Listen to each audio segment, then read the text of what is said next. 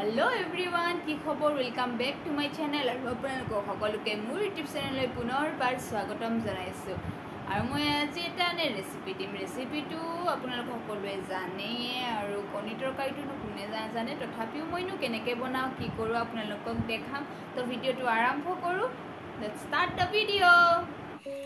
মই ইয়াতে 3টা কণী লৈছো আৰু তেজপাত লৈছো, এইখিনি আদা নহৰু পেষ্ট লৈছো, এতে শুকান জলকীয়া দিছো, তাৰ পিছত কেঁচা জলকীয়া, পিয়াজ আৰু এইখিনি আলুখিনি সিদ্ধ কৰি লৈছো।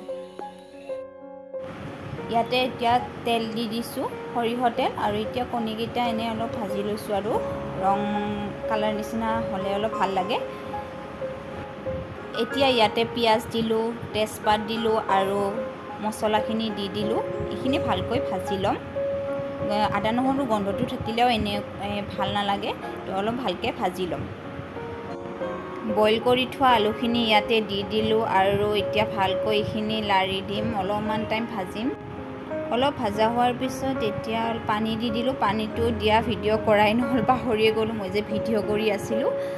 তো এনেকৈ এইখিনি অলপমান উতলিব দিম।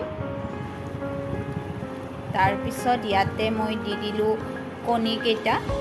কণীকেইটা দি পেলাই অলপমান ভালকৈ লাৰি দি এতিয়া অলপ টাইম মই উতলিব দিম।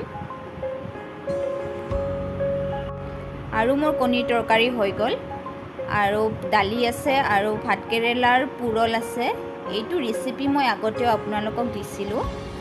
যদি চাব বিচাৰে তেন্তে মই ডেছক্ৰিপশ্যনত লিংকটো দি দিম, আপোনালোকে চাই ল'ব।